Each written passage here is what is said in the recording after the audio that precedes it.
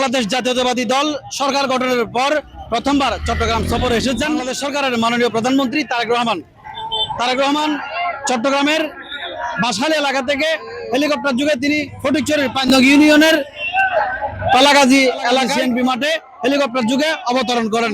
সাক্ষাৎ করবেন হেফাজতে ইসলাম বাংলাদেশের আমির আল্লামা শাহ মহিবুল্লাহ বাবুনগরী সহ হেফাজতের 61 জন নেতা কর্মীর সাথে। ফটিকছড়িতে প্রথমবারের মতো বাংলাদেশ সরকারের মাননীয় প্রধানমন্ত্রী তারেক রহমানকে পেয়ে বিএনপি এবং সহযোগী সংগঠনের নেতা কর্মীরা খুবই উচ্ছ্বসিত এবং আনন্দিত। তারা রাস্তার দুপাশে মানব প্রাচীর তৈরি করেছে। আমরা দেখতে পাচ্ছি প্রধানমন্ত্রী সেই মানব প্রাচীরের মানুষের ভালোবাসা গ্রহণ করে বুলেট প্রুফ বাসে করে রওনা হচ্ছেন। মূলত হেফাজত আমিরের সাথে বৈঠকের জন্য তিনি চট্টগ্রামের ফটিকছড়ি উপজেলায় এসেছেন বলে আমরা জানতে পেরেছি এবং হেফাজত নেতৃবৃন্দের সাথে যে আলোচনা সে আলোচনা থেকে ধর্মীয় মূল্যবোধ এবং দাবি সহ হেফাজতের নানা বিষয়ে তারা দাবি দেওয়াগুলো প্রধানমন্ত্রীর কাছে তুলে ধরবেন। হেফাজত আমির আল্লামা শাহ মহিবুল্লাহ বাবুনগরী দীর্ঘ সময় তিনি বিগত 16-17 বছর তিনি কোনো ধরনের ভোট দেননি।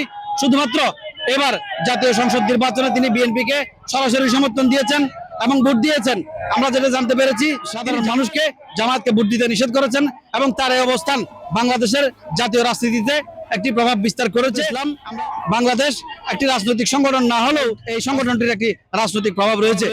দর্শক, আমরা এখানে যারা প্রধানমন্ত্রীর মানব প্রাচীরে অংশগ্রহণ করবেন আমরা তাদের বক্তব্য শুনবো। আমরা তাদেরকে যুক্ত করে জানাতে চাই তারা প্রধানমন্ত্রীর আগমনে তারা আসলে কি ধরনের পরিসরে আমাদের কোনো কলেজ মহিলা কলেজ নেই এবং মধ্যস্থলে যদি একটা মহিলা কলেজ দেওয়া হয় তাহলে পরিসরবাসী সকল ছাত্রীরা উভয় উপকৃত হবে, গার্ডিয়ানরা উপকৃত হবে। যেহেতু ঈদের খুশির দিন আমাদের দেশের এবং কেন্দ্রীয় যারা নেতৃবৃন্দ আছে ওনাদেরকে সামনে রেখে আমরা হেফাজতের এবং দেশের মৌলিক কিছু আলোচনা আমরা পেশ করব।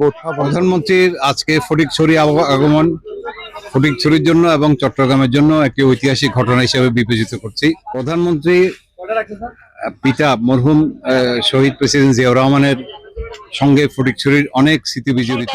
এই ফটিকছড়িতে আগমন করতেছে, স্বাধীনতার ঘোষণা এই চট্টগ্রাম থেকে হয়েছে। আমাদের ফটিকছড়ির প্রত্যেকটা বিহারাধ্যক্ষরা উক্ত সম্মানী ভাতা পান, এই সুযোগটা করে দেওয়ার জন্য আমি মাননীয় প্রধানমন্ত্রীর কাছে আকুল আবেদন জানাচ্ছি।